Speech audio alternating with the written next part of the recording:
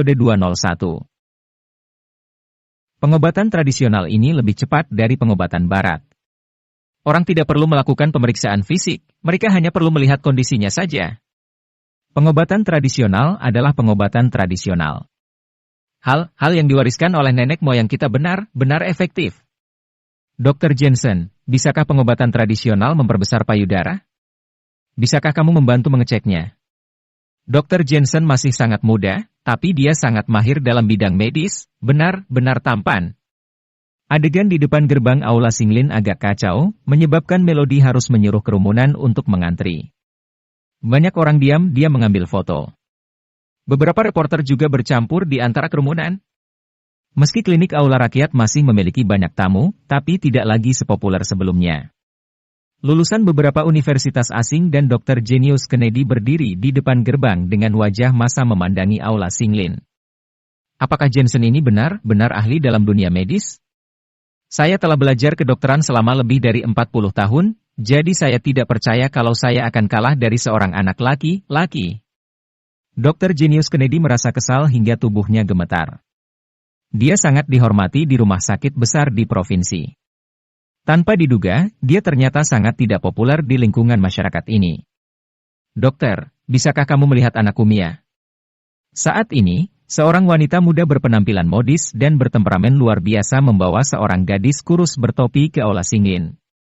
Ketika dia berteriak, semua orang melihat ke arah gadis itu. Gadis itu berusia sekitar 7 atau 8 tahun, tetapi kulitnya terlalu putih, tidak terlihat sehat, dan sangat kurus. Berdiri di sana saja sudah membuatnya kesulitan bernapas. Terlihat jelas dia memiliki penyakit serius, sangat mirip dengan pasien yang sudah pernah menjalani kemoterapi. Jensen mengerutkan kening. Melody, biarkan mereka masuk lebih dulu. Penyakit gadis itu jelas serius, jadi tidak perlu mengantri. Terima kasih, dokter. Di sebelah wanita muda itu ada seorang pria, dia mengenakan setelan jas dan sangat sopan. Dia berkata dengan mendesak, anak perempuan saya tidak tahu terkena penyakit apa. Kita sudah pergi ke rumah sakit besar untuk memeriksanya. Mereka semua mengatakan itu adalah penyakit organ. Sekarang, kultur virus belum berhasil. Penawarnya belum dikembangkan. Saat ini, saya belum tahu apa hasilnya. Jensen pun mengangguk mendengarkan. Ada banyak darah orang kaya di dekatnya. Berdasarkan pakaian yang mereka kenakan, terlihat jelas mereka adalah penduduk sekitar sini. Dia pun bertanya, kapan ini terjadi? Dan mengapa Anda membawanya keluar? Fisik dan daya tahannya sedang lemah. Dia mudah tertular penyakit di tempat ramai seperti ini. Saya mengetahui hal ini 2 minggu lalu. Mia tiba-tiba pingsan saat itu. Kami mengantarnya ke rumah sakit. Dia dirawat di rumah sakit selama 2 minggu, tetapi tidak ada hasil. Mia dirawat di rumah sakit untuk waktu yang lama dan ingin pulang. Jadi, kami membawanya ke sini. Berdasarkan penjelasan pria itu, jelas, dia tidak secara khusus datang ke Jensen. Dia hanya datang ke sini untuk mencoba peruntungannya saja. Dokter, apakah penyakit Mia parah? Apakah itu kanker? Wanita muda itu menangis ketika dia berbicara. Namun, ini juga sangat normal. Gejala spesifik pasien tidak bisa ditentukan. Semakin lama waktu yang dibutuhkan, anggota keluarga pasien akan semakin memikirkan hal yang tidak-tidak. Selain itu, penampilan gadis kecil itu benar-benar terlihat seperti pasien kemoterapi. Apakah kamu pernah mengunjungi tempat lain selain rumah sakit? Jensen melanjutkan. Saya baru saja membawanya berkonsultasi di klinik Aula Rakyat. Saya mendengar dokter di sana terkenal dan peralatan medisnya canggih. Namun, hasilnya di sana sama dengan di rumah sakit, yaitu penyakit dalam. Virus hanya bisa didiagnosis setelah dikembangkan, kata pria itu. Saya sudah tahu apa itu. Ini adalah hepatitis A dengan tanda-tanda kanker. Tiba-tiba, sebuah suara acuh tak acuh terdengar, muncul Dr. Jenius Kennedy yang tidak tahu sejak kapan datang. Tentu saja dia akan datang. Bagaimanapun, pasien ini baru saja keluar dari kliniknya. Aku akan membantunya mendiagnosisnya. Jensen mengabaikan Dr. Jenius Kennedy dan merasakan denyut nadi gadis kecil itu. Dia menemukan bahwa, walaupun gadis kecil itu tampak lemah, tetapi denyut nadinya sangat kuat. Berdasarkan denyut nadinya, ini merupakan tanda hiperaktivitas api hati. Kemudian, dia melihat mata dan lidahnya. Apa yang baru saja dia makan? Jensen dapat mendeteksi sesuatu yang dimakan gadis kecil itu sebelumnya dari lidahnya. Ini, sepertinya tidak makan apapun. Wanita muda itu menggelengkan kepalanya, tetapi pria itu ingat, Mia menolak untuk bekerja sama untuk mengambil darah. Jadi, dokter dari klinik Aula Rakyat memberinya permen untuk dimakan, Mia kemudian mau bekerja sama. Benar-benar sembarangan. Jensen berseru, makan sembarangan sebelum diagnosis. Tidakkah Anda tahu bahwa resistensi anak sangat lemah, terutama selama masa sakit? Makan sembarangan dapat menyebabkan penyakitnya semakin memburuk. Dokter, ini salah kami. Kami pikir itu hanya permen, seharusnya bukanlah masalah yang besar. Pria itu menundukkan kepalanya dan berkata. Di lain waktu itu bukanlah masalah besar, tapi ketika penyakitnya menjadi lebih parah, maka itu bukan lagi hal sepele. Jensen menghela napas. Ekspresi Dr. Jenius Kennedy di sampingnya tiba-tiba terlihat kusam. Jensen sepertinya memarahi keluarga pasien, tetapi sebenarnya sedang menegur mereka yang bertugas di klinik Aula Rakyat. Bagaimanapun, mereka yang membiarkan pasien memakan permen. Tentu saja, dia juga mengabaikan hal ini. Tampaknya, para lulusan yang baru direkrut ini masih belum cukup mahir dalam melakukan sesuatu dan akhirnya tertangkap basah. Dokter, apakah Mia terkena kanker? Wanita muda itu menatap Jensen dengan gugup. Tidak apa-apa, ini hanya penyakit ringan. Kamu tidak perlu terlalu gugup. Jensen mengangguk, ini disebabkan oleh panas dalam yang mengakibatkan hiperaktif api hati. Apakah Anda membawa anak-anak Anda ke suatu tempat liar dan makan banyak makanan panas? Liar? Oh iya, bulan lalu saat pergi berziarah, kami mengajak Mia pulang ke kampung halaman untuk jalan-jalan. Kita memakan banyak hidangan yang digoreng. Mia suka itu dan makan cukup banyak, pria itu mengingat kembali. Haha, sungguh konyol. Gadis ini terkena penyakit dalam yang disebabkan oleh virus. Dia mungkin terkena kanker, tapi itu malah bukan masalah besar untukmu. Bagaimana kamu bisa menjadi dokter? Kamu salah mendiagnosis. Tiba-tiba, Dr. Jenius Kennedy berseru. Dia akhirnya menemukan kesempatan untuk menekan Jensen. Terlebih lagi, saat terakhir kali ada pasien keracunan pestisida, Jensen juga mengatakan bahwa masalahnya tidak besar. Kali ini, dia juga tidak percaya bahwa ini bukanlah masalah yang besar. Jensen melirik Dr. Jenius Kennedy dan meremehkannya, Dr. Kennedy, sebagai seorang dokter, Anda seharusnya tahu bahwa sebelum penyakitnya ditentukan, membuat keputusan yang sembarangan akan memengaruhi suasana hati pasien. Jika itu membuatnya ketakutan, Anda tidak akan mampu menanggungnya. Saya. Dr. Kennedy tidak bisa berkata-kata. Dia memang tidak bisa menentukan penyakitnya. Kamu sangat yakin bahwa itu adalah kanker. Seharusnya, kamu membaca laporan rumah sakit gadis kecil ini dahulu. Lagi pula, laporan dari klinikmu saja belum keluar. Jika bukan karena laporan rumah sakit, apakah kamu berani bersikap begitu yakin? Jensen menambahkan. Memang benar, saya tidak mendiagnosisnya, tetapi kamu berhasil mendiagnosisnya. Kamu hanya berbicara omong kosong, jawab Dr. Kennedy dengan keras. Apakah diagnosisnya benar atau tidak, biarkan fakta yang berbicara. Melody, bawakan jarum peraku. Jensen berdiri dan mulai menancapkan jarumnya sendiri. Melihat Jensen mau menancapkan jarumnya, orang tua gadis itu khawatir. Bagaimanapun, mereka masih tidak percaya pada kemampuan akupuntur Jensen. Jangan khawatir, ayah dari pasien. Dr. Jensen adalah praktisi akupuntur terbaik di Asmenia. Jika dia yakin bisa menyembuhkannya, dia pasti bisa menyembuhkannya. Seorang lelaki tua menghibur, sangat percaya pada Jensen. Terima kasih, terima kasih. Ayah gadis itu terus berterima kasih padanya, tetapi hatinya masih gelisah. Episode 202. Faktanya, penyakit anak perempuan Anda bukanlah penyakit yang serius, itu hanya hiperaktivitas dari api hati. Secara umum, ini adalah panas dalam yang berlebihan. Anda hanya perlu menguranginya. Jensen menjelaskan sambil menancapkan jarum akupuntur. Kali ini, dia menggunakan 8 jarum yin untuk meningkatkan energi positifnya dan menekan energi negatifnya. Tentu saja, selain hiperaktivitas api hati, gadis kecil itu juga bermain terlalu banyak di alam liar saat pergi berziarah. Dia bertemu dengan hal yang tidak bersih dan perlu mengusir roh jahat dari dalam dirinya. Ayah, aku sedikit lapar. Saat jarum masih sedang ditancapkan, Mia yang semula depresi tiba-tiba berteriak, mengeluarkan banyak keringat hingga pakaiannya basah. Wanita muda itu dengan sepenuh hati menyeka keringat gadis itu, tetapi dia tidak bisa menahan dirinya untuk sedikit senang karena melihat putrinya yang semakin bersemangat. Bu, aku merasa sangat nyaman. Aku tidak merasa lelah lagi.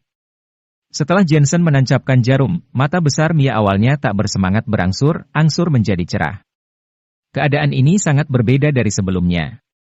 Alasan utamanya adalah Jensen menggunakan akupuntur untuk mengurangi hawa panas dan mengeluarkannya dalam bentuk keringat. Gantikan pakaiannya dengan pakaian yang bersih. Selain itu, aku sudah meresepkan beberapa obat lagi. Dia akan baik-baik saja dalam beberapa hari. Namun, daya tahan anak kecil cukup lemah dan tidak bisa memakan terlalu banyak makanan panas. Kadang-kadang, kalian sebagai orang dewasa harus bisa untuk tidak memberi anak apapun yang mereka inginkan. Jensen memberitahu. Terima kasih, dokter, terima kasih. Pasangan yang memiliki keraguan terhadap Jensen sebelumnya saat ini percaya penuh kepadanya. Mereka merasa sangat tersentuh dan tidak bisa berkata apa-apa, hanya bisa terus berterima kasih. Orang-orang di sekitar yang menyaksikan semua ini merasa sangat kagum. Mereka sebenarnya sudah cukup sering melihat hal seperti ini, tidak ada yang mustahil. Kemudian, mereka melihat Dr. Jenius Kennedy lagi. Pandangan mereka penuh dengan penghinaan. Klinik aula rakyat ini tidak dapat menyembuhkan penyakitnya, justru semakin membahayakan putri mereka. Mengapa mereka memberinya permen dengan semudah itu? Bukankah itu hanya akan memperparah penyakitnya? Dan kanker apa? Dr. Jensen menyembuhkannya dalam sekejap. Dr. Kennedy, walaupun pengobatan tradisional tidak dilengkapi dengan alat-alat canggih, tetapi sebagai seorang dokter, tidak mungkin hanya mengandalkan alat-alat ilmiah saja. Jika Anda berada di alam liar, dapatkah Anda memiliki alat yang dapat Anda gunakan? Sebagai dokter, kamu lebih baik memperkuat pengetahuan medismu. Jensen menyingkirkan jarum peraknya dan berbicara dengan acuh tak acuh.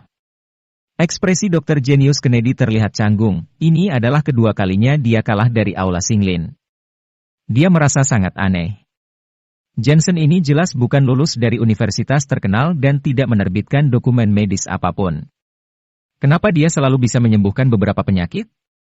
Memang begitu adanya, tapi bagaimana bisa Dr. Kennedy secara pribadi mengakui kekalahannya, itu hanya kebetulan. Hasil laporan kami belum keluar. Jika tidak, klinik aula rakyat kami juga bisa menyembuhkannya, kami hanya tidak punya kesempatan untuk membuktikan kemampuan kita saja. Apakah Anda menyediakan jasa perawatan medis gratis di sini? Saat itu juga, muncul teriakan yang datang dari jalanan, menyebabkan kerumunan menoleh dan melihat dua pengemis yang berdiri di jalan. Mereka menatap lurus ke arah mereka. Di antara kedua pria itu, satunya berusia 30 tahunan, bertubuh kekar. Tetapi pakaiannya compang-camping dan kotor. Sepertinya mereka sudah lama tidak mandi. Di sebelahnya ada seorang lelaki tua, berusia sekitar 60 atau 70 tahun. Dia tidak hanya kotor, tapi juga memiliki banyak jerawat nanah. Bau busuknya bahkan dapat tercium dari kejauhan. Terlebih lagi, lelaki tua itu membutuhkan bantuan tuntunan lelaki di sebelahnya. Auranya sedikit lemah, seolah-olah dia bisa mati kapan saja. Jensen menatap mereka, terfokus pada pria itu, kemudian dia sedikit terkejut. Pengemis dari mana ini? Bau sekali. Singkirkan mereka. Mereka mengemis di bawah jembatan layang. Sepertinya mereka datang dari provinsi lain. Mungkin mereka mengalami masalah, jadi mereka tidak mempunyai uang untuk pulang dan harus mengemis. Ini terlalu bau, dan lelaki tua itu, meskipun dia dikirim ke rumah sakit, mungkin tetap tidak bisa diselamatkan. Orang-orang mundur selangkah, takut terinfeksi. Dr. Kennedy, bukankah kamu bilang kamu tidak punya kesempatan untuk mencobanya? Sekarang kesempatanmu datang. Jensen tiba-tiba melihat ke Dr. Jenius Kennedy itu. Dr. Jenius Kennedy diam-diam bergumam emosi, memintanya memberikan konsultasi untuk pengemis. Di dalam provinsi ini, itu hanyalah sebuah mimpi. Jika mereka bukan orang terhormat, dia tidak akan melakukannya sama sekali. Namun, saat teringat akan persaingan dengan Jensen, dia menganggukkan kepalanya dan berjalan menuju kedua pria itu. Dari mana kamu berasal? Orang tua ini siapa kamu? Dokter, kami dari kota Pegunungan Awan Timur. Kami ditipu saat di perjalanan. Kami tidak punya uang untuk pulang. Jadi, kami harus mengemis di Asmenia. Dia adalah ayahku. Pria itu perlahan menjelaskan. Yang aneh adalah, dia terlihat seperti pengemis, tetapi setiap gerakannya sangat teratur, tidak terlalu sombong ataupun terlalu merendah. Orang ini adalah seorang praktisi seni bela diri, dia juga pernah bergabung sebagai seorang tentara. Jensen sedikit menyipitkan mata. Sebelumnya, dia sudah merasa pelipis pria itu menggembung dan telapak tangannya lebar. Tentu saja adalah seorang praktisi seni bela diri. Tidak disangka orang ini memiliki temperamen militer yang lebih besar. Mungkin dia sudah pensiun dari ketentaraan. Apakah Anda memiliki formulir pemeriksaan kesehatan dari rumah sakit? Dr. Kennedy bertanya lagi. Saat dia berbicara, dia diam-diam mundur selangkah karena bau lelaki tua itu sangat menyengat, seperti bau ikan mati dan sangat kuat, membuatnya sulit untuk mendekat sama sekali. Tidak. Baiklah, kamu pergi ke rumah sakit untuk pemeriksaan fisik dulu, ambil laporannya, setelah itu kembali ke sini dan tunjukkan padaku. Dr. Jenius Kennedy benar-benar merasa risih dengan kedua orang itu, meskipun kliniknya melakukan pemeriksaan fisik gratis, tetapi kedua orang itu sangat kotor. Mereka mungkin saja akan mengotori peralatan yang ada. Terlebih lagi, dia secara tidak sadar juga merasa mereka berdua hanyalah pengemis, bukan masalah besar jika mereka mati. Kami juga ingin pergi ke rumah sakit untuk memeriksa kesehatan, tetapi biaya rumah sakit sangat mahal. Akhirnya kami mencari yang murah, tetapi kalian tidak menerima kami, kata pria itu dengan marah. Orang-orang faktanya, tidak heran jika dokter merasa risih dengan beberapa pasien, apalagi di rumah sakit kecil. Bahkan beberapa rumah sakit besar formal pun menolak untuk menerima pasien sekarat dengan pertimbangan reputasi rumah sakit, kecuali jika anggota keluarga pasien bersedia membayar banyak uang. Karena bagi beberapa dokter ahli, tingginya tingkat kegagalan operasi yang sulit akan mempengaruhi tingkat keberhasilan operasi mereka yang secara tidak langsung juga mempengaruhi masa depan mereka. Seperti orang ini dan orang tua itu. Mereka adalah pengemis. Bagaimana rumah sakit biasa menerima mereka? Bisa dikatakan, itu bukan hanya akan mempengaruhi masa depan mereka, tetapi mereka juga akan kesulitan meminta bayaran biaya medisnya. Coba saya lihat, saya akan melakukan diagnosis gratis hari ini. Tepat pada saat itu, Jensen tiba-tiba berseru. Harapan pria dan orang tua itu awalnya sudah lenyap. Melihat Jensen yang tiba-tiba bersuara, mereka pun merasa sedikit tersentuh. Pria itu buru-buru menuntun lelaki tua itu ke depan dan duduk di depan Jensen. Pak, letakkan tanganmu di atas meja. Aku akan membantu mengukur denyut nadimu. Jensen berkata perlahan, namun, dia harus menaruh tangannya sendiri. Pria itu sedikit terkejut, tapi dia melakukan seperti yang dikatakan Jensen. Tanganku kotor, aku takut mengotori meja dokter. Orang tua itu mengangkat tatapannya yang kosong dan menatap Jensen, berkata dengan perasaan malu. Tidak apa-apa. Meja ini memang digunakan untuk berkonsultasi. Jika pasien ditolak karena kotor, meja ini tidak perlu ada. Lagi pula, perihal kotor juga bisa dibersihkan. Ini bukan masalah besar, ujar Jensen sambil tersenyum. Orang tua itu terkejut dan matanya tiba-tiba berkaca-kaca. Ayah dan anak ini berasal dari kota Pegunungan Awan Timur. Setelah ditipu, mereka pun dihadapkan dengan dinginnya dunia. Mereka juga mengunjungi banyak rumah sakit dan klinik, tetapi mereka diusir. Beberapa bahkan memukuli mereka dengan tongkat seperti pengemis. Dan tidak hanya rumah sakit, tetapi orang yang lewat juga merasa risih dengan mereka dan mengambil jalan memutar ketika mereka melihat mereka. Episode 203. Bagaimana orang-orang bisa mengetahui perasaan ini tanpa mengalaminya secara pribadi? Namun, dokter muda ini tidak merendahkan mereka, justru tersenyum pada mereka. Perlu diketahui di kota Asmenia yang dingin dan kejam ini, siapa yang tersenyum pada mereka? Baik, baik. Orang tua itu mengangguk berat, lalu mengulurkan lengannya dan meletakkannya di atas meja dengan susah payah. Terlihat jelas tindakan yang tampaknya sederhana ini sebenarnya sangat sulit untuk dilakukan baginya. Butuh 1 menit penuh untuk meletakkan tangannya di atas meja. Tangannya penuh lumpur kotor, kukunya hitam, dan ada bau kotoran dan urin. Setelah telapak tangan diletakkan di atas meja, lelaki tua itu juga merasa minder dan dengan kepala menunduk, tidak berani melihat Jensen. Namun, Jensen seperti tidak melihat tangan kotor itu dan meletakkan tangannya di atas tangan lelaki tua itu untuk mengukur denyut nadinya. "Buka mulut Anda dan biarkan aku melihatnya," Jensen menambahkan. "Ini tidak terlalu baik untuk dilakukan." Orang tua itu baru saja mengambil roti kukus yang sudah berjamur untuk dimakan di pagi hari. Dia takut napasnya akan mengganggu Jensen. "Tidak apa-apa." Jensen tersenyum dan mengangguk. Orang tua itu pun membuka mulutnya.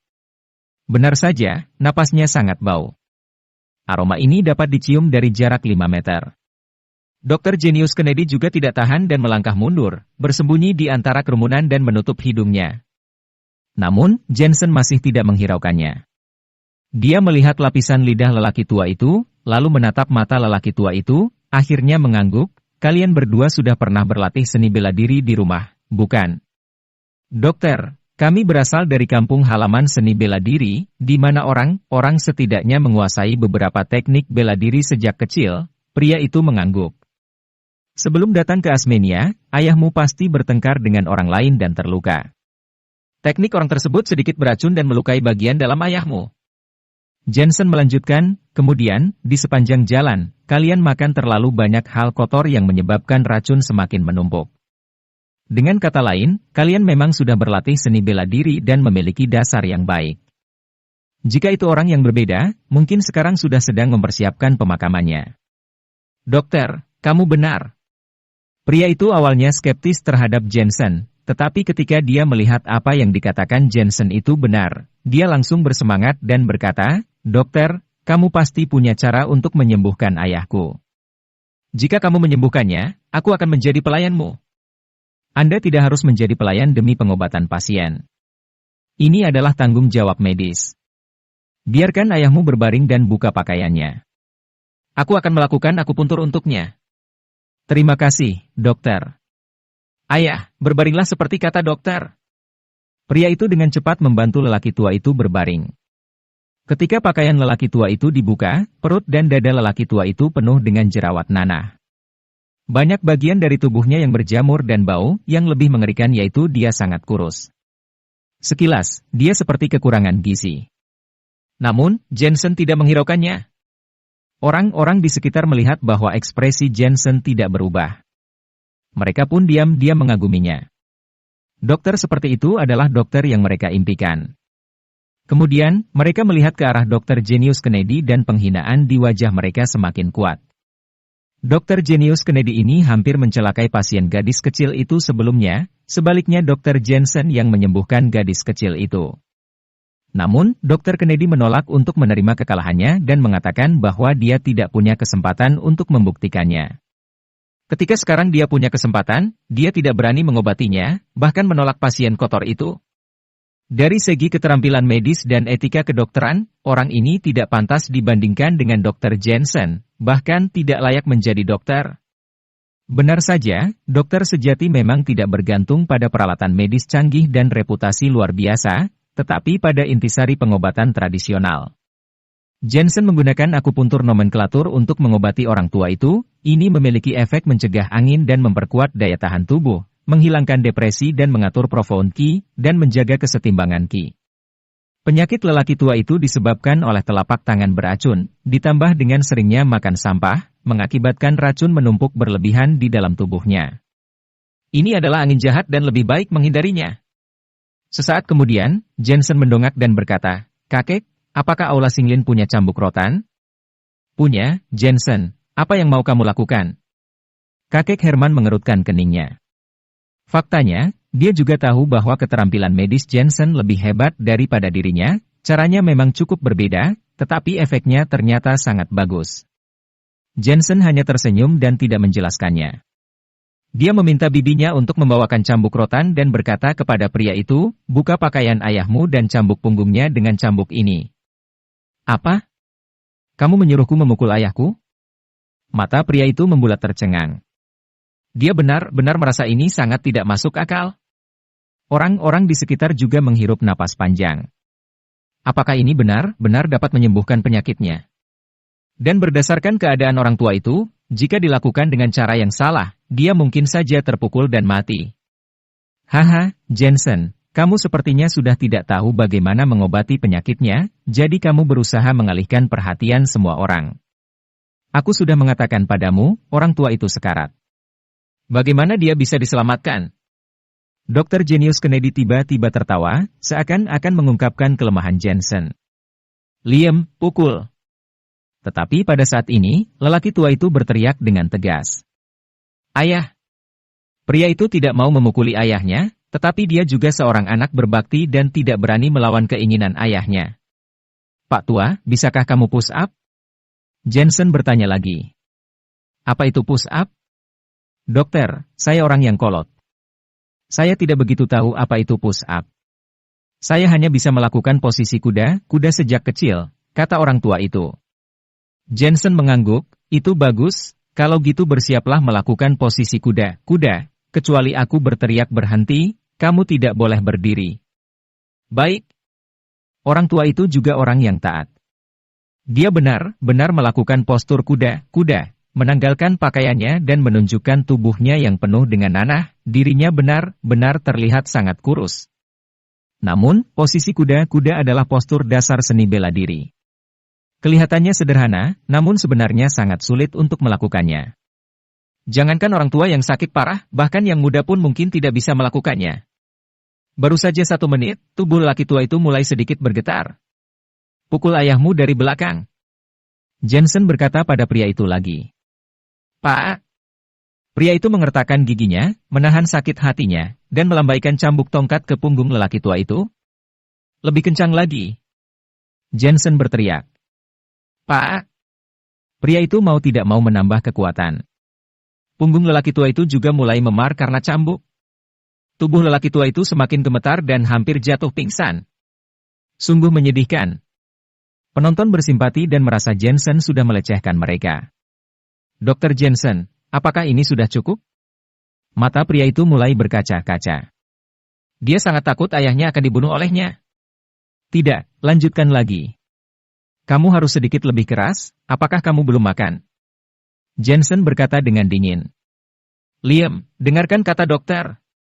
Orang tua itu masih percaya pada Jensen dan merasa bahwa Jensen adalah orang paling terbaik yang pernah dia temui dalam hidupnya dan satu-satunya yang menghormatinya di Asmenia. Plak, plak, plak.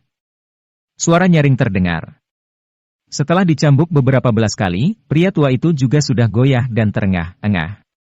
Melihat keadaan ini, wajah Dr. Jenius Kennedy merasa sangat senang. Jika lelaki tua ini meninggal di Aula Singlin harus ditutup, maka dia akan menang. PFFFT. Pada saat ini, lelaki tua itu akhirnya tidak bisa bertahan dan jatuh pingsan, membuat semua orang terkejut dan berseru. Ayah!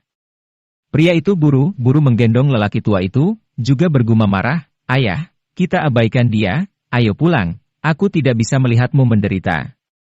Liam, Dr. Jensen adalah satu-satunya yang tidak merasa risih dengan kita. Dia adalah seorang dokter dan kita adalah pasien. Pasien harus mempercayai kata-kata dokter. Cepat tuntun aku berdiri. Anehnya, lelaki tua itu benar-benar membuka matanya dan berkata dengan lemah. Ayah. Pria itu sangat cemas, dia tidak mampu melawan ayahnya yang keras kepala dan hanya bisa membantunya berdiri kembali. Episode 204. Tahan sebentar lagi, Pak, kamu pasti bisa.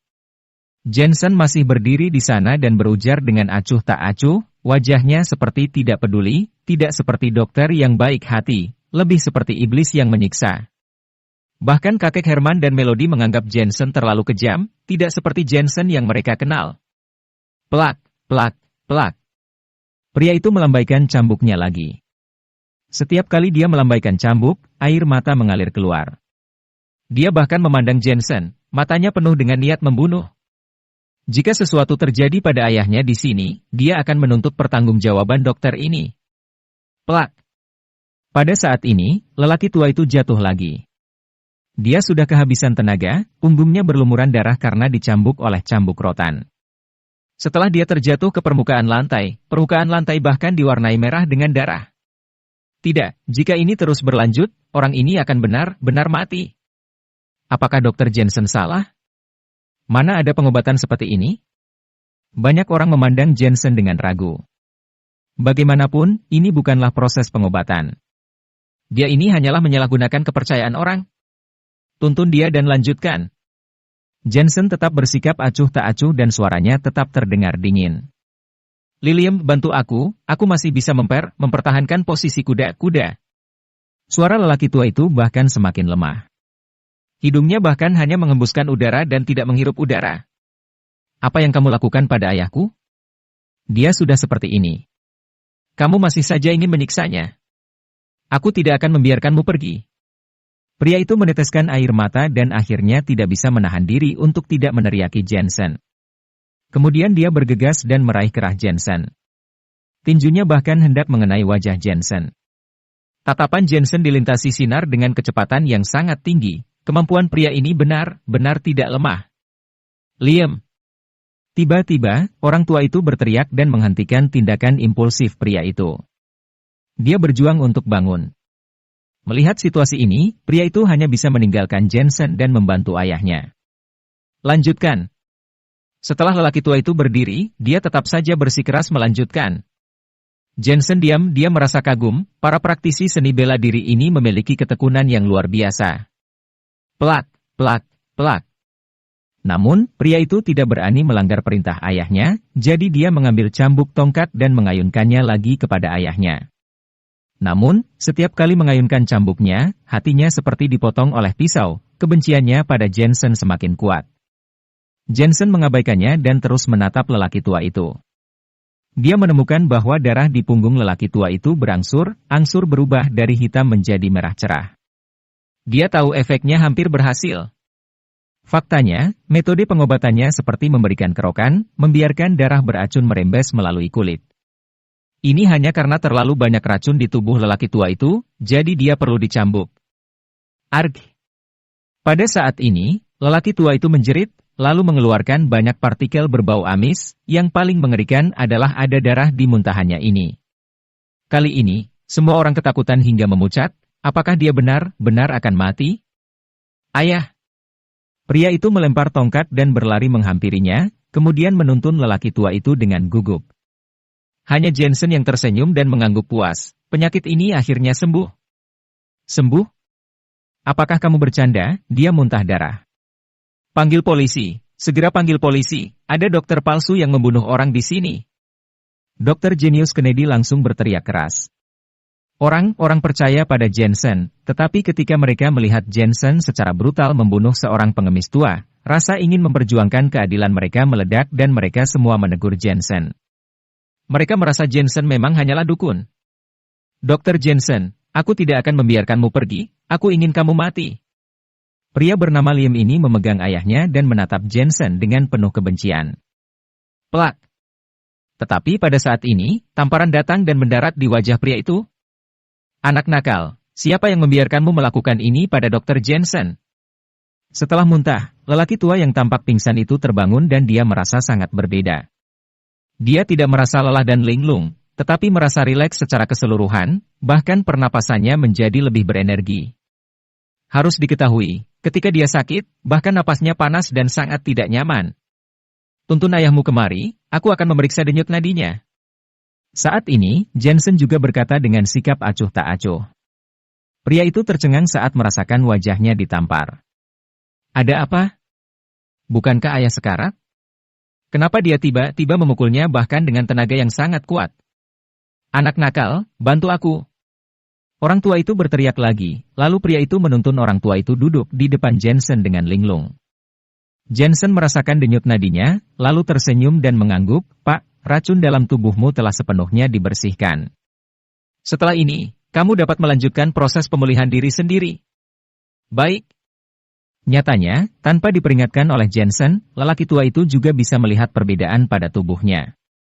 Matanya mulai berkaca-kaca, dia berdiri dan membungkuk ke arah Jensen. Terima kasih banyak, Dr. Jensen. Terima kasih. Kamu orang yang baik. Sejak dia terkena penyakit itu, tidak ada klinik atau rumah sakit yang berani menerimanya. Semua orang tidak menyukainya karena kotor. Namun, Dr. Jensen tidak hanya tidak merasa risih, tetapi juga menyembuhkannya. Ini adalah seorang dokter dengan hati yang baik dan penuh kebajikan, dia ini benar-benar penyelamatnya. Liam, cepat berlutut. Orang tua itu berkata dengan marah kepada putranya lagi.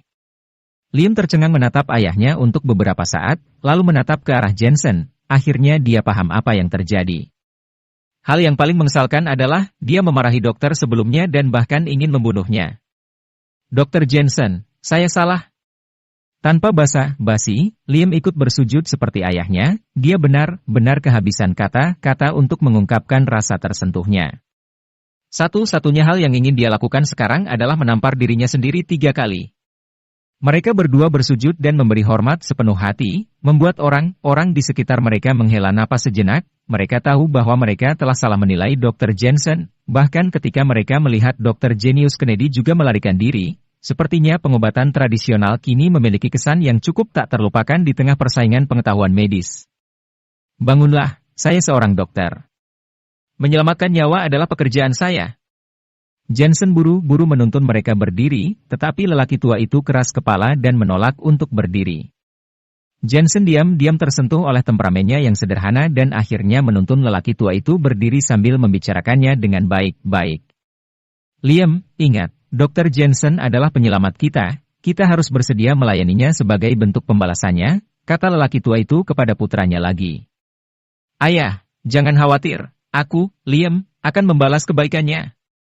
Liam mengangguk dengan berat, lalu memandang Jensen dan berkata, Dr. Jensen, kamu menyelamatkan ayahku, dan aku justru salah menilai kamu. Aku tidak bisa mengatakan apa-apa. Di masa depan, selama Anda membutuhkan Liam, aku akan datang langsung tanpa basa-basi. Jensen memandang sepasang ayah dan anak itu, kemudian berkata, kalian juga tidak mempunyai pekerjaan di Asmenia. Jika tidak keberatan, bagaimana kalau kalian menetap di Aula Singlin untuk membantu? Tentu saja boleh, Dr. Jensen. Anda tidak hanya merawat saya secara gratis, tetapi juga merekrut kami. Anda benar-benar seorang dokter dengan kebaikan yang tak terbatas. Orang tua itu mengangguk penuh syukur dan ingin berlutut lagi. Jensen buru-buru menuntunnya masuk ke Aula Singlin. Orang tua itu baru saja sembuh dari penyakitnya dan masih sangat lemah. Kemudian, Jensen mengeluarkan irisan Polygonum multiflorum dan merendamnya dalam air untuk mengisi kembali vitalitas lelaki tua itu. Ada beberapa kamar di belakang Aula Singlin. Kakek dan bibi saya tinggal di sini, jadi kalian bisa tinggal di sini. Jensen menambahkan, sedangkan untuk gajinya, awalnya 10.000 yuan per orang. Bagaimana menurut kalian? Terlalu banyak, tidak perlu, kita hanya perlu makan. Dr. Jensen, kamu menyelamatkan nyawaku. Bagaimana mungkin aku bisa menerima uangmu? Orang tua itu menggelengkan kepalanya tersanjung, kemudian tiba-tiba menunjuk putranya dan berkata, ini anak saya Liam, seorang pensiunan tentara. Jika Anda punya pekerjaan untuknya, dia tidak akan berani berkata tidak. Episode 205. Benar, Dr. Jensen, saya bersedia menjadi pelayanmu. Liam buru-buru mengangguk dengan tulus. Baginya, siapa yang menyelamatkan ayahnya, dia adalah penyelamatnya. Semua pekerjaan harus ada upah. Jadi, upah sudah ditetapkan, akan dinaikkan bila ada kesempatan di masa depan. Jensen tahu bahwa keduanya adalah orang yang jujur, jadi dia sudah membantu mereka memutuskannya. Dia bertanya lagi, Liam, aku lihat kamu pandai seni bela diri, apakah kamu sudah pernah belajar seni bela diri sebelumnya? Dr. Jensen, saya berlatih dengan ayah saya beberapa kali sejak saya masih kecil, keterampilan saya tidak buruk. Kemudian, saya pergi ke militer, berpartisipasi dalam pertempuran di luar negeri, juga melakukan misi di hutan tropis, tetapi kemudian saya terluka. Saya ketinggalan misi dan pensiun, kata Liam. Jensen terpesona, Liam itu memang memiliki temperamen tentara yang tegas dan jujur. Dengan keahlian Liam, tidak sulit untuk menemukan pekerjaan. Diperkirakan Liam tidak ingin melakukan sesuatu yang ilegal, jadi dia menolak. Apa yang kamu kuasai? Jensen bertanya. Aku ahli dalam segala jenis senjata, jadi mereka memanggilku artileri. Liam membalikkan kepalanya dan tertawa. Jensen merenung dan tiba-tiba teringat akan panah itu. Sekarang, Panah harus mengawasi tindakan organisasi pembunuh malam, tapi dia tidak bisa melakukannya sendiri. Tidak diragukan lagi akan lebih nyaman untuk mendapatkan bantuan Liam. Apalagi, Liam lahir di bidang ini dan juga sangat cocok. Aku akan membawamu ke suatu tempat. Karena hal ini, Liam menjelaskan kepada ayahnya, kemudian pergi dengan Jensen. Dr. Jensen, kemana kita akan pergi? Liam juga meyakinkan ayahnya untuk tinggal di aula Singlin. Dia hanya ingin tahu kemana Jensen akan membawanya. Nama saya Jensen. Secara pribadi, kamu bisa memanggilku Jensen. Jensen tertawa. Tidak bisa seperti itu. Liam dengan keras kepala menggelengkan kepalanya, ketika ayah saya sakit parah, saya sangat cemas. Saat itu, saya bersumpah bahwa siapapun yang menyelamatkan ayah saya adalah penyelamat saya. Dr. Jensen menyelamatkan ayah saya, jadi Anda adalah penyelamat saya selama sisa hidup saya. Saya harus menghormati Anda. Ya sudah, kamu bisa memanggilku Tuan Jensen. Jensen menggelengkan kepalanya tanpa daya dan menjelaskan, kali ini saya mengajakmu bertemu dengan sosok unik, seorang pensiunan dari organisasi pembunuh. Dia sangat akrab dengan pembunuhan dan keadaan di luar negeri, karena saya ingin memperhatikan organisasi pembunuh asing dan melindungi istri saya. Jadi, saya ingin kamu bergabung dengan grup ini. Organisasi pembunuh? Baik, saya baru saja merasa kesal karena apa yang saya pelajari di masa lalu tidak berguna. Liam sangat bersemangat. Dia menghabiskan paruh pertama hidupnya dalam pertempuran, pelacakan hutan hujan, persembunyian gurun dan sebagainya, tetapi setelah kembali ke masyarakat yang beradab, keahliannya tidak berguna. Selain itu, dia tidak ingin menjadi bawahan beberapa bos besar dan berspesialisasi dalam menggertak masyarakat, jadi dia memilih menganggur. Kelompok pembunuh disebut organisasi pembunuhan malam. Tuan Jensen, saya tahu bahwa organisasi pembunuh ini adalah salah satu kelompok terbaik di luar negeri. Saya pernah berhubungan dengannya sekali untuk melindungi tokoh-tokoh besar asing. Keterampilan mereka sangat kuat dan mereka cukup mahir di semua bidang penting. Karena mereka sangat hebat, jadi saya butuh bantuan dari beberapa orang yang berkemampuan. Keduanya mengobrol sambil berjalan dan sampai ke villa di puncak-puncak Bukit Merkuri. Setelah Jensen membuka pintu, Panah keluar dan mengerutkan kening melihat Liam. Apakah Anda Liam dengan nama kode artileri itu? Itu kamu.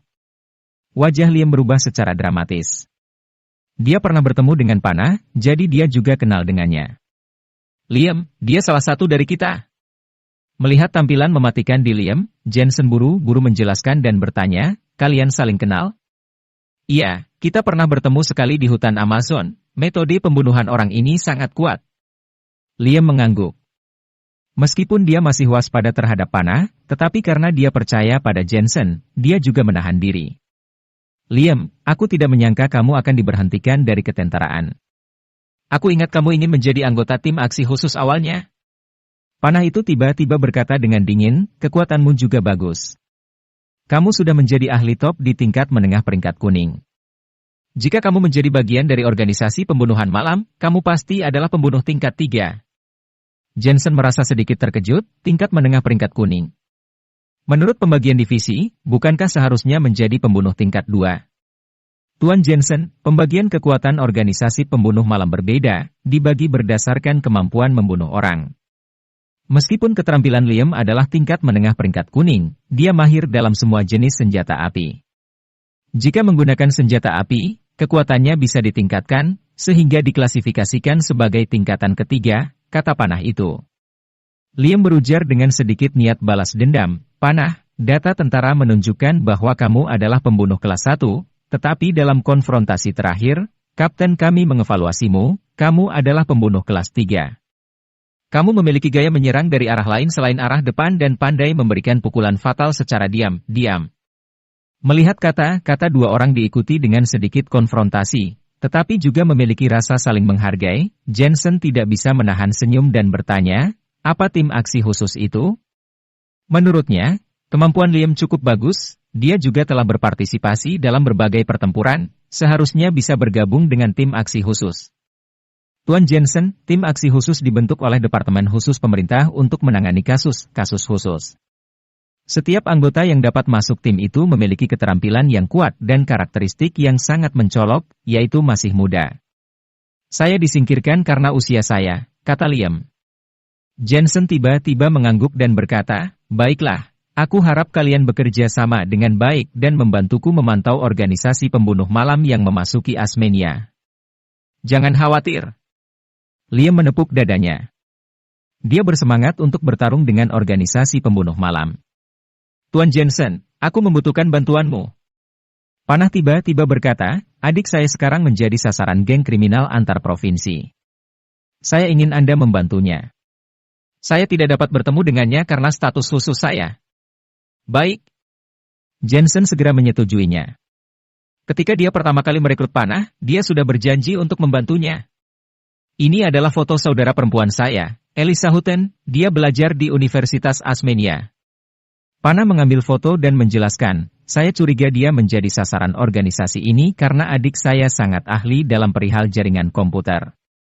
Jadi, organisasi ini ingin adik saya melakukan sesuatu untuk mereka. Jensen menyimpan fotonya dan pergi. Sesaat kemudian, ketika dia tiba di Universitas Asmenia, Jensen tiba-tiba teringat akan pengaturan Rektor David yang menjadikan dirinya sebagai dosen dan profesor universitas. Dia pun merasa sedikit bersalah. Ada banyak hal yang terjadi selama periode waktu ini, dan dia belum pernah mengajar kuliah. Kakak ipar, kenapa kamu di sini? Baru saja memasuki gerbang sekolah, suara yang akrab langsung terdengar. Diana terlihat sedang berbicara dengan penuh semangat dengan beberapa teman dekatnya.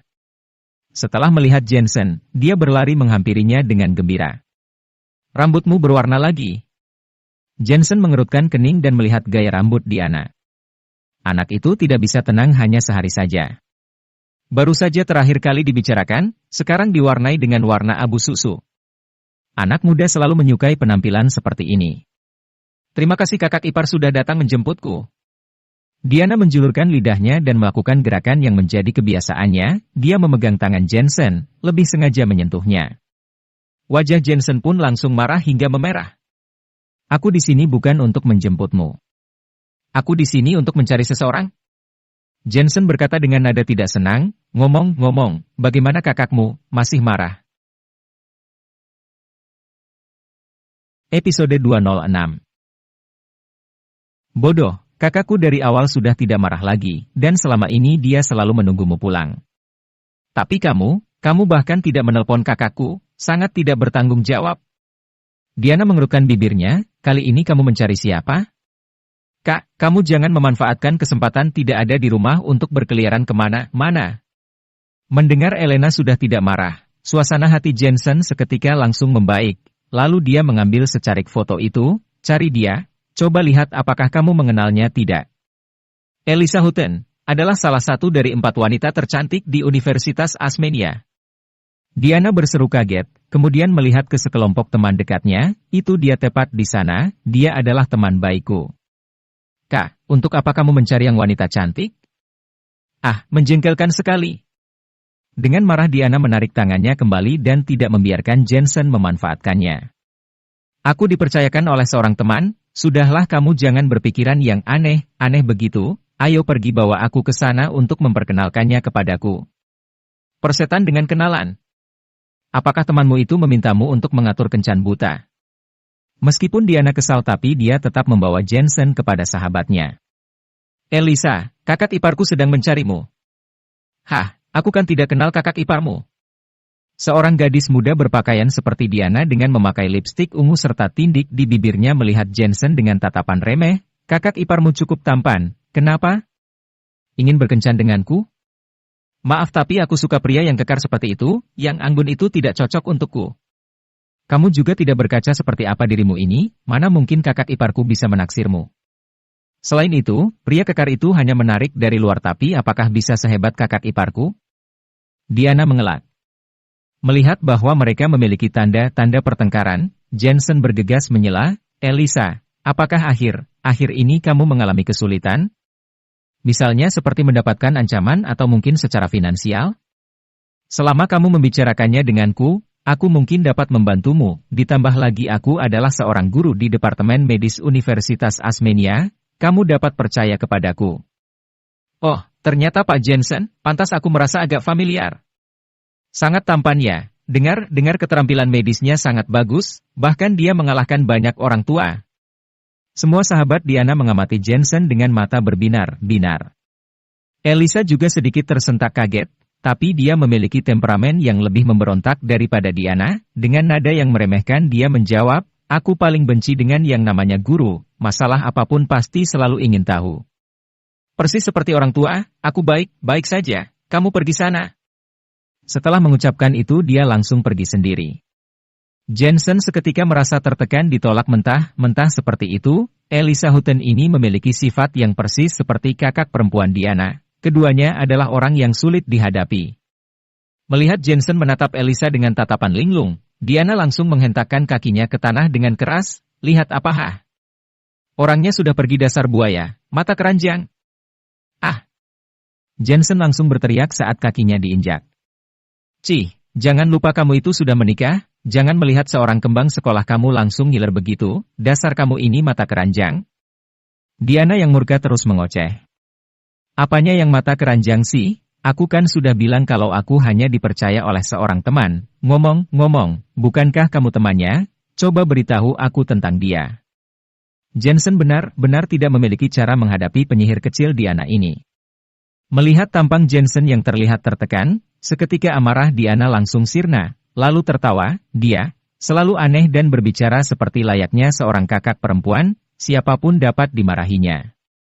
Bagaimanapun dia adalah orang yang tidak suka berteman, tapi selain ini dia masih oke, dan dia memiliki hobi yang sama denganku.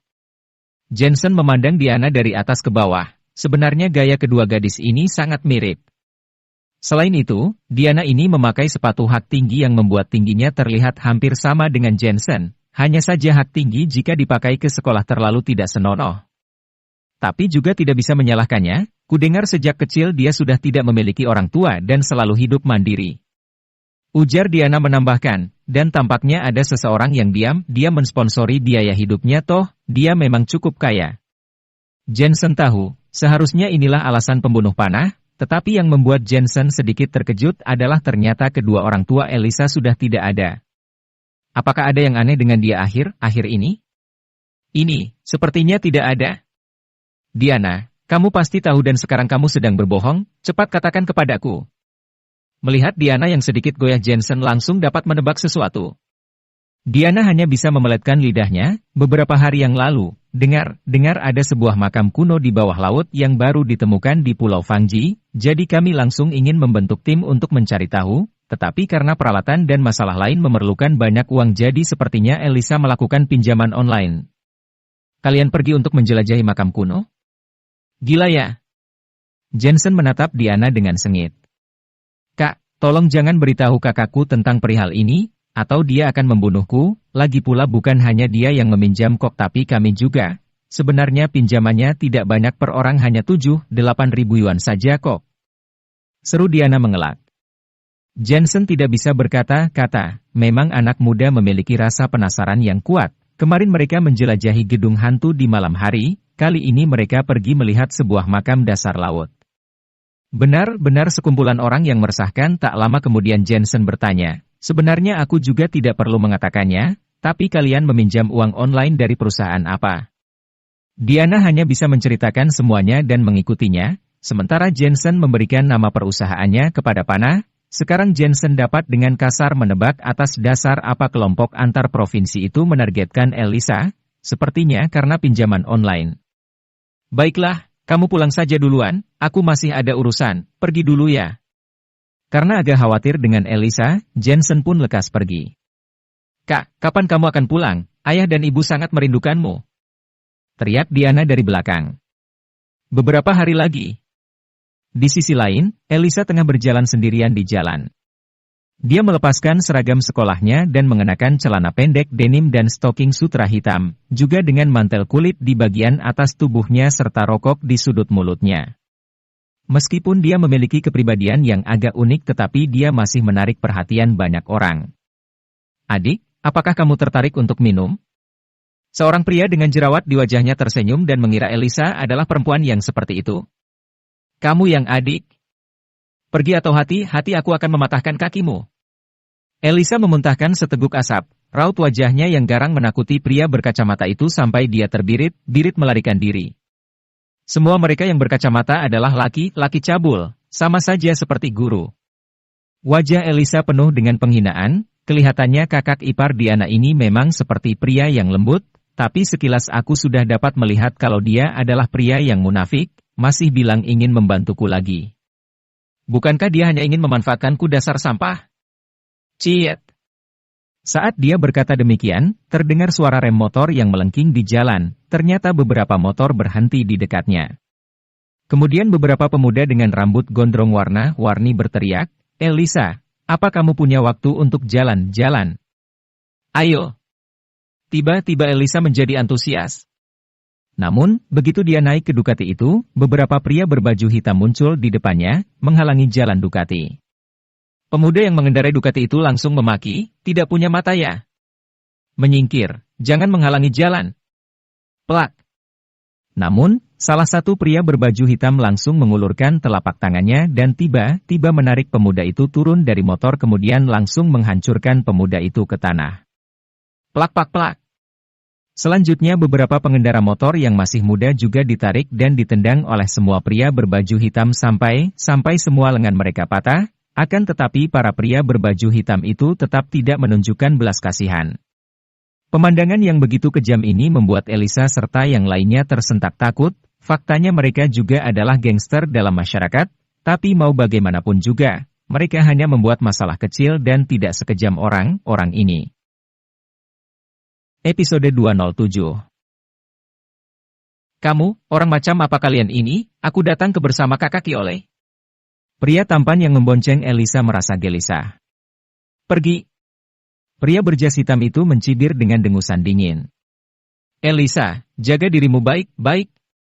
Pria tampan itu sangat ketakutan sampai tidak menginginkan motornya lagi. Lekas dia meninggalkan Elisa dan langsung melarikan diri. Di sisi lain Elisa juga ingin melarikan diri, tetapi begitu kakinya yang jenjang turun dari motor ada sebuah telapak tangan yang besar jatuh di pundaknya. Seorang pria berjas hitam samar di telinganya. Elisa, uang yang kamu pinjam dari Bos Reno harus segera dibayar kembali. Bos, tolong telat beberapa hari lagi atau begini saja deh, besok aku akan langsung membayarnya kembali. Sebenarnya setelah orang-orang ini muncul, Elisa langsung tahu kalau mereka berasal dari perusahaan pinjaman online Feixiong. Kembali dan bicarakan masalah ini dengan bosku. Tanpa menunggu Elisa berkata lebih banyak, pria berjas hitam itu langsung membawa Elisa masuk ke dalam minivan Buick GL8-nya yang berada di samping. Kemudian setelah itu mobilnya segera meninggalkan jalanan. Di sebuah gedung perkantoran yang mewah, musik yang elegan dimainkan.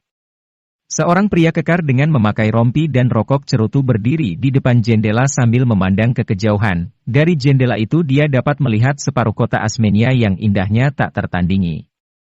Bos Reno, kami hanya bisa membuat konsesi sampai 93%, tidak bisa lebih. Di belakang sofa kulit, terdapat seorang pria muda tengah menuangkan segelas anggur merah, lalu kemudian berkata dengan gaya yang anggun. Direktur Ervan, kamu harus tahu kalau uangmu sangat amat banyak, tidak ada satupun orang di kota Asmenia yang bisa mencucinya tapi perusahaan Feixiong sanggup. Kamu juga harus tahu bahwa hal terpenting dalam bisnis ini adalah mencuci uangnya sampai bersih, dan karena kita bisa melakukannya maka daripada itu kesuksesannya mencapai 90%. Seorang laki-laki yang ada di belakangnya ikut nyeletuk. Aku perlu menelepon seseorang. Pemuda itu mengeluarkan teleponnya lalu memutar nomor telepon seseorang. Tak lama kemudian dia mengangguk berkata, Oke, bosku sudah setuju, 90% tapi harus cepat. Jangan khawatir, efisiensi kerja grup Feixiong adalah yang pertama, dalam seminggu uang yang Anda butuhkan sudah bisa dicuci bersih. Pria itu perlahan berbalik, hanya melihat Reno tengah mengelus jenggotnya di wajahnya yang simetris, memberikan orang perasaan yang sangat mendominasi. Bos, wanita itu ada di sini. Pada saat itu, sebuah panggilan telepon masuk. Bawa dia ke sini. Pria itu tersenyum dan kemudian duduk. Tiba-tiba seorang pemuda yang tengah duduk di sofa nyeletuk, wanita itu adalah Elisa Hutenkan, dengar dia sangat ahli dalam program jaringan dan hal lainnya, wanita itu lumayan. Bos Reno, bos benar-benar memiliki penglihatan yang bagus. Ervan, Hal yang seharusnya tidak kamu ketahui tetaplah tidak kamu ketahui. Sana duduklah di ruang sebelah. Reno mengerutkan keningnya serta tidak lupa mengingatkan, tapi pemuda itu hanya mengangkat bahu dan memasuki ruangan sebelah. Begitu dia masuk, beberapa pria berjas hitam yang menangkap Elisa masuk ke dalam. Oh, Bos Reno, sudah lama tidak bertemu, kelihatannya kamu menjadi lebih jantan dari terakhir kali aku melihatmu. Seketika Elisa langsung basa-basi dan menyanjung. Elisa Hutton, jangan omong kosong. Kamu berhutang 1 juta yuan kepadaku, cepat kembalikan. Pria itu menundukkan kepala seraya menggosok cerutunya. Bos Reno, tidak bisakah kamu memberiku keringanan selama beberapa hari saja? Atau besok bagaimana? Terakhir kali kamu juga berkata seperti itu. Pria itu mendongak dan membalas dengan nada yang dingin, jadi, hari ini kamu tidak dapat membayar 1 juta yuan kepadamu, kalau begitu aku berikan kamu 2 pilihan. Pilihan pertama dijual ke luar negeri atau pilihan kedua adalah membantu grup Feixiong ku melakukan satu hal sampai kamu melunasi utangmu. Tentu saja aku Reno selalu bekerja dengan kebajikan. Jika kamu dapat menemukan seseorang untuk menyelesaikan masalah ini, maka kamu tidak perlu membayar utang lagi. Elisa ingin sekali menyumpahinya, sedari awal dia telah melakukan pemeriksaan bahwa perusahaan Feixiong adalah kelompok kriminal lintas provinsi yang berspesialisasi dalam pencucian uang, penyelundupan, dan penyerangan internet. Tentu saja mereka tidak memiliki hukum yang berlaku, lantas siapa yang dapat menyelesaikannya? Jika dia bisa, mungkin sudah dari awal Elisa akan meretas jaringannya dan menghapus pinjamannya dengan keahliannya sendiri. Selain itu, dia tahu bahwa tujuan grup Feixiong adalah menjadikan dirinya sebagai peretas bagi grup mereka. Bagaimanapun, dia dilahirkan dengan naluri dalam jaringan. Aku tidak ingin melakukan sesuatu yang ilegal, ujar Elisa dengan tegas seraya menggertakkan giginya. Jadi, kamu ingin dijual ke luar negeri? Aku beritahu ya, jika kamu dijual di luar negeri lantas nanti kamu akan melayani seorang veteran tua. Dalam sehari kamu bisa berhubungan badan sebanyak 100 kali, apakah kamu bisa tahan? Cibir pria itu. Kalian masih takut hukum atau tidak? Aku akan melaporkan ini ke polisi. Elisa melangkah mundur, tentu saja dalam hati dia tahu tidak ada gunanya melapor polisi untuk hal-hal seperti pinjaman online. Sudah datang kenapa harus pergi? Melihat Elisa melangkah mundur, pria itu melambaikan tangannya dengan dingin. Seseorang, ambil fotonya, jika dia tidak membayar kembali uangnya hari ini, kirimkan foto itu ke jaringan universitas. Kita lihat, apakah dia masih punya muka untuk bertemu dengan orang lain atau tidak. Kamu tidak tahu malu? Elisa langsung panik dan tidak bisa menahan tangis. Bos, ada orang yang datang mencarimu. Tepat pada saat itu, sebuah panggilan telepon masuk dan dari suaranya terdengar sangat cemas. Seorang pria bernama Jensen mencarimu. Jensen? Aku tidak kenal, usir dia. Pria itu mengerutkan keningnya sejenak dan langsung memaki. Brak! Namun, begitu suara ini jatuh, pintu depan ditendang terbuka dan selanjutnya terlihat beberapa bayangan orang dilempar, kemudian terlihat seorang pemuda yang mengenakan pakaian olahraga dengan tangannya yang dimasukkan ke dalam saku. Penampilannya yang tenang menggambarkan seolah-olah dia sedang berjalan di halaman belakang rumahnya. Anak buah di sekitarnya dengan nada yang cemas menjelaskan, Bos, kami telah mencoba mengusirnya, tetapi dia malah menyerbu dan kami tidak bisa menghentikannya. Mata pria itu langsung berkedip, ini adalah lantai 19 dan anak buahnya baru saat menelepon bagaimana mungkin pemuda ini bisa datang begitu cepat. Pak Jensen?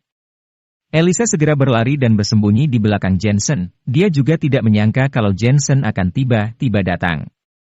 Dia juga tidak bisa berhenti memikirkan ucapan Jensen kepadanya. Jika dia berada dalam masalah maka dia harus mencari Jensen. Saat itu Elisa hanya mengasumsikan Jensen adalah guru bajingan yang tidak bisa berbuat apa untuk membantu. Siapa yang sangka kalau pemikirannya salah, Pak Jensen benar-benar bisa membantu. Siapa kamu? Pria itu mengamati Jensen dari atas sampai ke bawah. Kemudian dia mengetahui bahwa pemuda ini bukan pemuda biasa, toh dia bisa mencapai lantai 19 dengan sangat cepat, yang menunjukkan bahwa keahlian bela dirinya sangat bagus. Aku adalah gurunya, Jensen. Kedua tangan Jensen diselipkan di saku dengan raut wajah yang tenang. Sebelum dia pergi meninggalkan Diana, dia telah melacak Elisa.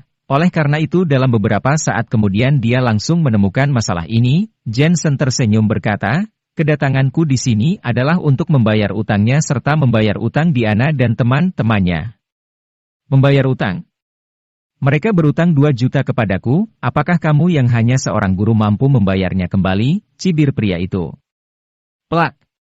Jensen membuang kartunya lalu berkata dengan samar, di dalam sini ada 3 juta, anggap saja tambahannya sebagai bunga, dengan sampai lantai 19 dengan sangat cepat, yang menunjukkan bahwa keahlian bela dirinya sangat bagus. Aku adalah gurunya, Jensen. Kedua tangan Jensen diselipkan di saku dengan raut wajah yang tenang. Sebelum dia pergi meninggalkan Diana, dia telah melacak Elisa. Oleh karena itu dalam beberapa saat kemudian dia langsung menemukan masalah ini. Jensen tersenyum berkata, kedatanganku di sini adalah untuk membayar utangnya serta membayar utang Diana dan teman-temannya. Membayar utang? Mereka berutang 2 juta kepadaku, apakah kamu yang hanya seorang guru mampu membayarnya kembali? Cibir pria itu. Plak. Jensen membuang kartunya lalu berkata dengan samar, di dalam sini ada 3 juta, anggap saja tambahannya sebagai bunga, dengan ini berarti utang mereka sudah lunas. Setelah ucapan itu dilontarkan, Jensen hendak membawa Elisa pergi.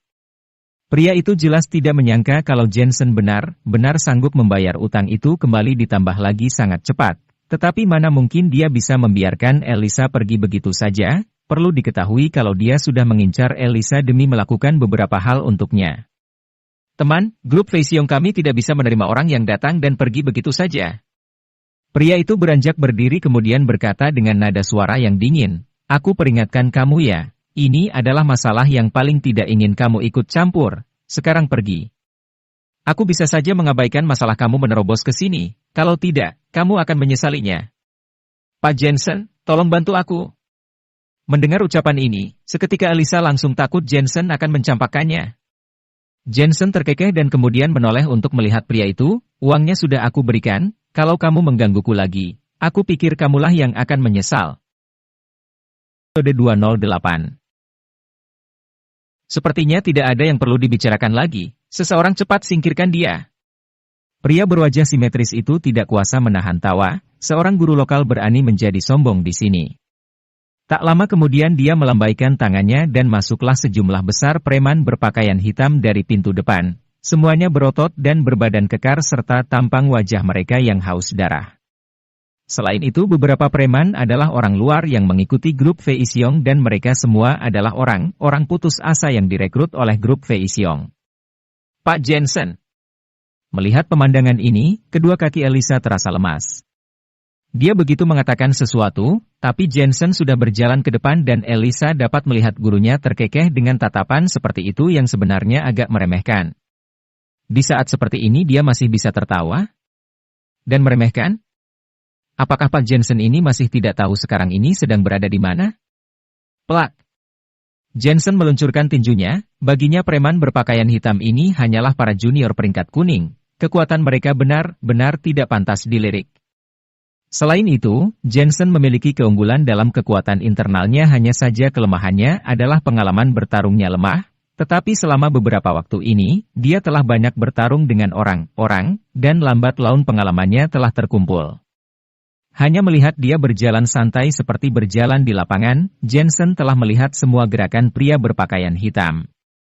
Dia hanya agak merunduk untuk menghindari pukulan pria berpakaian hitam itu. Kemudian dia memegang tangan pria berpakaian hitam itu dan mengayunkannya. Seketika membuat bahu salah satu dari mereka terkilir lalu menendang dengan santai sampai lutut preman berpakaian hitam lainnya patah. Hanya dengan 10 menit yang singkat, semua preman yang menyerbunya langsung dilumpuhkan dan jatuh ke lantai sambil mengerang kesakitan. Dengan mudahnya dia menang, apakah ini Tai Chi? Raut wajah pria itu berubah drastis. Faktanya dia juga seorang praktisi seni bela diri dan kekuatannya telah mencapai level kuning menengah, selain itu metode yang dia gunakan juga sangat kejam.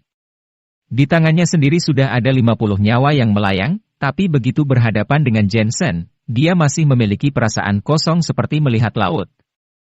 Orang macam apa kamu ini? Pria itu tahu bahwa pemuda ini sama sekali bukan seorang guru, bagaimanapun dia adalah seorang guru yang sangat hebat. Seorang dokter. Gumam Jensen pelan.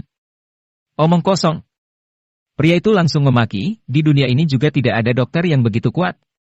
Dengan nada yang dingin dia berseru, "Aku akui, kamu memiliki kemampuan tetapi aku membunuh orang bagaikan beruang dan aku tidak bisa menerima kekalahan." Reno langsung melompat keluar dari meja rapatnya yang besar, lalu mendarat di darat, tetapi tiba-tiba telapak kakinya menendang sebuah kursi dan kursi yang berat itu pun melayang.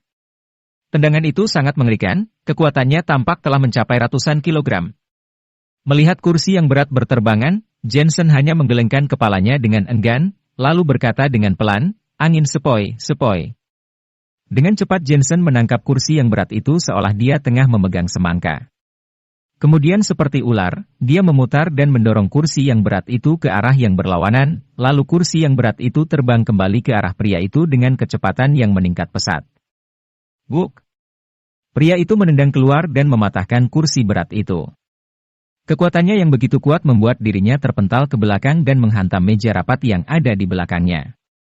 Pada saat yang sama dengan sangat cepat Jensen membuat sebuah tangga dari udara yang tipis sampai ke depannya lalu tiba-tiba mengguncang lengannya.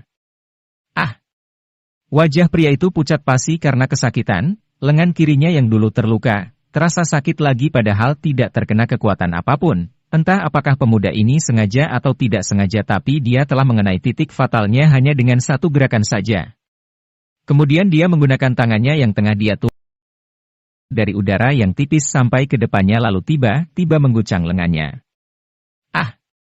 Wajah pria itu pucat pasi karena kesakitan, lengan kirinya yang dulu terluka, terasa sakit lagi padahal tidak terkena kekuatan apapun. Entah apakah pemuda ini sengaja atau tidak sengaja tapi dia telah mengenai titik fatalnya hanya dengan satu gerakan saja. Kemudian dia menggunakan tangannya yang tengah dia tumpu untuk mengambil pistol perak bermerek Desert Eagle, dia ingin menembaknya saja. Percaya atau tidak, aku bisa melumpuhkan tanganmu yang lain sebelum kamu mulai menembak. Jensen tersenyum seraya menatap pria itu, dan benar saja kata-kata itu dapat menghentikan gerakan Reno dalam sekejap. Meskipun pemuda ini sangat muda dan menurut logika kekuatannya tidak mungkin begitu, tapi entah mengapa pikiran bawah sadarnya memberitahu bahwa pemuda ini benar-benar dapat melakukannya. Hentikan! Tepat pada saat itu, pintu terbuka dan masuklah seorang lelaki tua dengan tongkat bersama beberapa orang lainnya. "Tuan Winston!" Pria itu berteriak. Orang tua itu mengangguk kemudian mengalihkan pandangannya ke arah Jensen. "Pak, masalah ini adalah kesalahan dari grup Fei Xiong. Kumohon maafkan kami."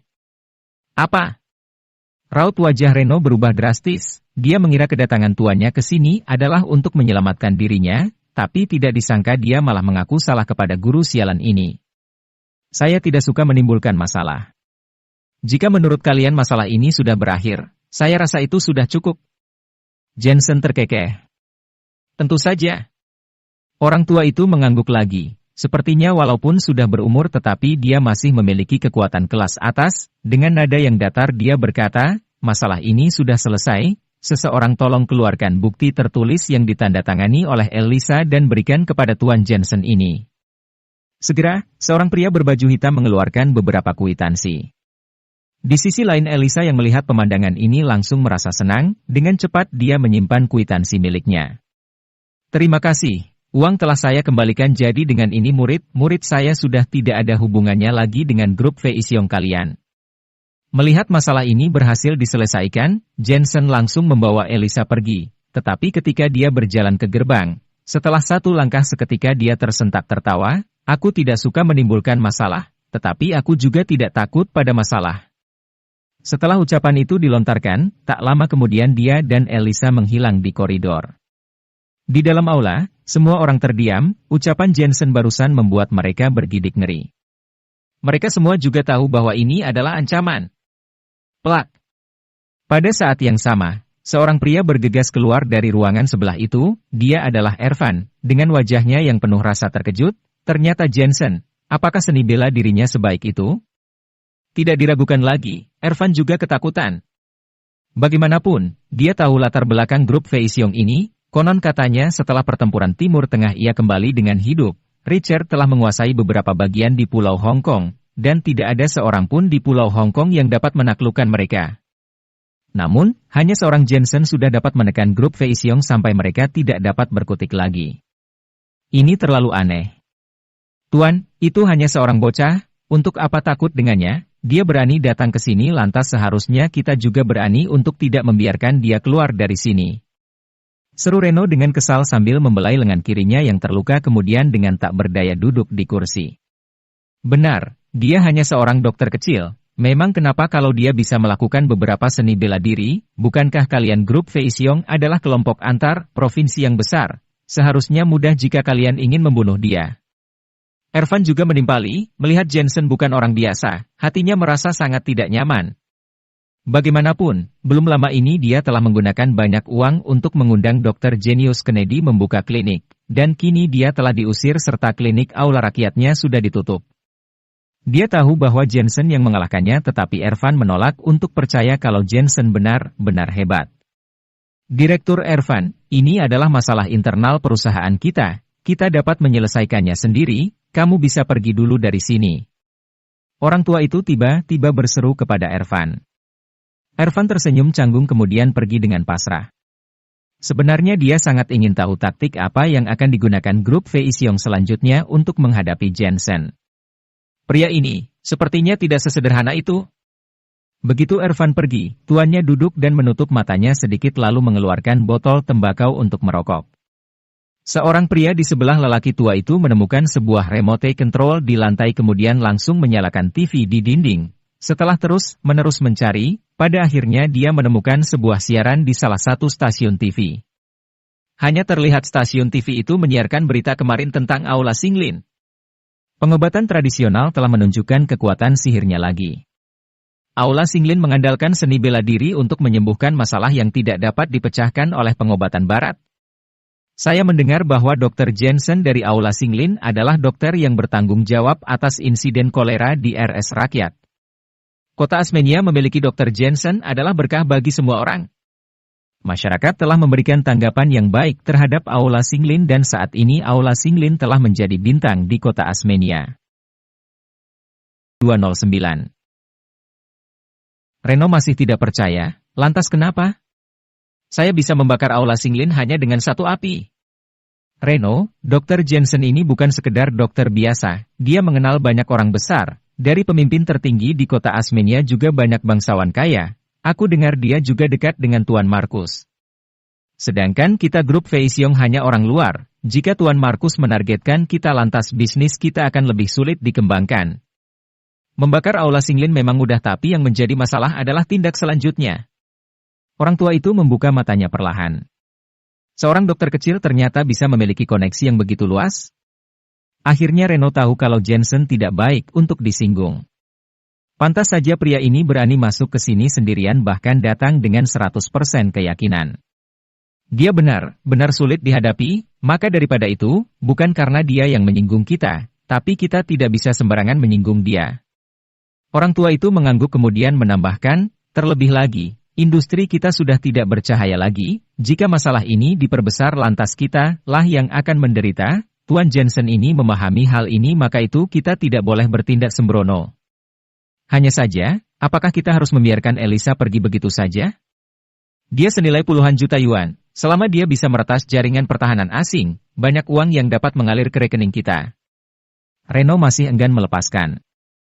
Tuannya tiba-tiba tertawa mencibir, Elisa adalah sapi perah, tentu saja kita tidak bisa melepaskannya begitu saja, tapi kita harus membuat rencana anti gagal. Pertama kita harus menangkap Elisa kemudian membawanya keluar dari kota Asmenia. Selama kamu kembali ke base camp, meskipun Jensen adalah raptor tetapi dia juga tidak bisa menyeberangi sungai, kedua kita bisa menghancurkan Jensen dengan segala cara sebelum kita pergi. Itu adalah jalan yang terbaik. Serahkan masalah ini kepadaku. Reno mengerti kalau mereka tidak mungkin bertarung dengan Jensen tapi bukan berarti dia tidak bisa dihancurkan. Sekarang di jalan raya, Jensen menatap Elisa yang tersentak ketakutan lalu dengan nada yang pasrah dia berkata, tidak apa-apa. Selanjutnya kurangilah berhubungan dengan pinjaman online dan tekunlah belajar, jangan sampai mengecewakan keluargamu. Terima kasih, Pak Jensen. Elisa baru bereaksi, mengingat kekuatan Jensen barusan, hatinya langsung merasa berantakan. Bukankah para pahlawan kuno juga seperti ini, mereka menerobos masuk sendirian, dan menyelamatkan dirinya seorang diri, ini baru seorang pahlawan. Benar-benar tidak disangka, kalau di era masyarakat ini masih ada pria yang begitu hebat. Aku tidak punya keluarga, selain itu mereka juga sama sekali tidak peduli dengan hidup atau matiku. Ujar Elisa seraya mengerutkan mulutnya. Siapa bilang, mungkin keluargamu tidak bisa menjagamu di sisimu karena suatu alasan, tetapi mereka semua selalu mengawasi dan mengkhawatirkan setiap gerakanmu. Seketika Jensen memikirkan panah, dia tahu kalau panah itu selalu mengawasi keselamatan adiknya. Pak Jensen, apakah kamu mengenal keluargaku? Kamu tidak usah berkata baik mewakili mereka, selama aku masih hidup aku tidak akan pernah memaafkan mereka. Sebelumnya terima kasih banyak, jika ada kesempatan aku akan mentraktir Bapak makan malam. Tampaknya Elisa sangat sensitif jika membahas soal keluarga. Tanpa meninggalkan sepatah kata dia langsung melarikan diri.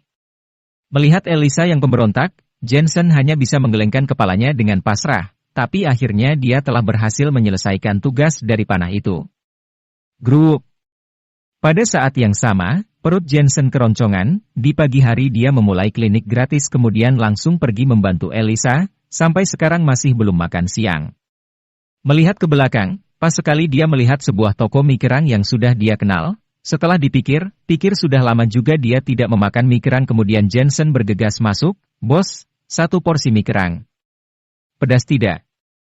Penjual toko itu sibuk melayani dari dalam dan di luar. Kemudian dia meluangkan waktu sejenak untuk melirik Jensen lalu tertawa, Jensen, sudah lama kamu tidak datang kemari, aku masih tahu aturan lamamu, sangat pedas kan? Dulu saat Jensen masih sekolah, dia sering datang ke sini untuk makan mie kerang karena alasan yang utama adalah harganya yang murah dan porsinya banyak. Sekarang, meskipun Jensen tidak lagi miskin serta memiliki banyak koneksi di kota Asmenia, tapi dia bukan tipe orang yang serakah pada hal baru dan muak dengan yang lama. Sampai sekarang dia masih merindukan rasa mie kerang ini. Ada pepatah yang mengatakan bahwa, sepatu baru memang indah tapi yang nyaman tetaplah sepatu lama. Akhir-akhir ini sedang sibuk apa? Apa kamu masih menjaga istrimu itu? Pemilik toko itu adalah seorang pria paruh baya yang berusia 40-an dengan rambut agak botak, sembari sibuk bekerja, tapi masih menyempatkan berbincang. Karena dulu Jensen sering datang, jadi dia juga tahu akan masalah keluarga Jensen. Sebenarnya dia sangat mengagumi Jensen, dia menjadi seorang menantu rumahan yang datang dengan tangan kosong, pasti tidak bermartabat sama sekali. Tapi kebetulan Jensen bertahan hal inilah yang membuat orang kagum. Apalagi, Jensen sempat amnesia, tetapi dia masih sering datang untuk makan mie kerang. Pernah sekali pemilik kedai ini melihat mertua Jensen lewat dan memarahi Jensen di toko, tetapi Jensen tetap tidak membalas sepatah kata pun. Tentu saja, dia juga pernah melihat istri Jensen, dia adalah wanita yang sangat cantik. Pada awalnya dia mengira kalau Jensen selama ini bertahan hanya karena kecantikan istrinya. Tetapi dia selalu dimaki setiap hari, tampaknya tidak akan ada pria yang bisa bertahan. Jadi pemilik kedai itu menduga Jensen benar-benar mencintai istrinya. Iya, aku selalu menjaganya setiap hari. Jensen teringat dengan masalah organisasi pembunuh malam dan segera mengangguk. Sekarang ini pria tradisional sepertimu sudah jarang di masyarakat zaman sekarang. Jika seorang pasangan berkonflik pasti akan meminta cerai, jika mereka semua sepertimu, mana ada orang yang akan bercerai, ujar pemilik toko seraya menyodorkan seporsi mie kerang ke hadapan Jensen. Jensen langsung memakannya dengan lahap, perlu dikatakan bahwa mie kerang di sini rasanya segar dan kerangnya besar. Setiap kali makan seporsi saja tidak akan cukup. Bos, jangan berkata seperti itu, sekarang aku juga sedang bertengkar dengan istriku sekarang, kita berdua sudah saling dingin selama beberapa hari ini. Namanya juga pria, terkadang kamu harus merendahkan harga dirimu. Karena pada faktanya, wanita itu membutuhkan bujukan, mereka semua berlidah tajam tapi berhati tahu, sepertinya dia selalu menunggumu. Pemilik toko terkekeh. Istri pemilik toko juga mencondongkan kepalanya, apa yang dikatakan John benar. Pasangan suami istri akan selalu bertengkar, marah itu bagus tapi jangan kaku, keadaan yang dingin tidak baik untuk hubungan antara suami dan istri. Suamiku John ini juga pemarah, tapi setiap kali dia marah, dia selalu berinisiatif membujukku. Tante, tidak heran hubungan kalian selalu begitu harmonis selama lebih dari 10 tahun. Ujar Jensen dengan iri, dan sekarang dia berencana untuk mengambil inisiatif mencari Elena. Bagaimanapun, bisnis klinik sekarang sedang stabil, kasus Elisa juga sudah berhasil diselesaikan, sementara ada pembunuh panah yang terus mengamati organisasi pembunuh malam. selain proyek teh herbal, Jensen benar-benar tidak memiliki urusan lain. Sepertinya kamu harus menciptakan kesempatan romantis, seperti menonton film, atau makan malam-malam dengan cahaya lilin. Setelah selesai memakan semangkuk mie kerang, Jensen memesan minuman, tetapi ketika dia melihat nama Natasha di label minuman, Jensen tersentak kaget. Bos, apakah ini teh herbal? Iya, kamu sudah makan pedas. Minuman ini sangat pas untuk meredakan pedas serta rasanya enak. Ngomong-ngomong, ada juga kok iklannya di TV yang ada dua peri cantiknya. Pemilik kedai itu tertawa. Jensen bertanya lagi, apakah minuman ini sangat laku dijual? Iya, kebanyakan pelanggan yang datang kepadaku akan memesan semangkuk mie kerang dan satu minuman itu sudah menjadi standar. Selain itu sekarang setelah anak bermain basket mereka semua suka meminum ini. Apalagi yang kemasan botol, itu yang paling laku. Terima kasih, bos, aku mau bayar. Awalnya Jensen ingin pergi mencari Elena tetapi ketika dia memikirkan proyek teh herbal, akhirnya dia mengubah haluan dan pergi ke Downing International. Dia tidak menyangka kalau proyek teh herbal dia yang baru saja beredar di pasaran memiliki respon pasar yang sangat bagus dalam waktu yang sesingkat itu. Episode 210. Setelah memanggil taksi, dia langsung menuju Downing International. Tak lama kemudian begitu Jensen turun dari taksi dia menemukan banyak orang berdiri di luar gerbang. Saya ingin menjadi agen di Pasar Selatan, tolong izinkan saya bergabung. Downing International, aku di sini mewakili PT. Sudah mulai ingin bekerja sama. Kegembiraan yang belum pernah terjadi sebelumnya, bagaimanapun apa yang mereka lakukan sekarang tergantung pada publisitas, dan proyek teh herbal ini dapat mengundang Alexa menjadi brand ambassador maka daripada itu efeknya sudah tidak perlu diragukan lagi. Selain itu, teh herbal ini sangat enak sebagai minuman, rasanya enak serta bisa meredakan panas, meningkatkan produksi cairan dan memuaskan dahaga. Respon pasar tidak hanya sangat baik tetapi teh herbal ini juga dapat menempati pasar minuman kota Asmenia dengan momentum yang gila.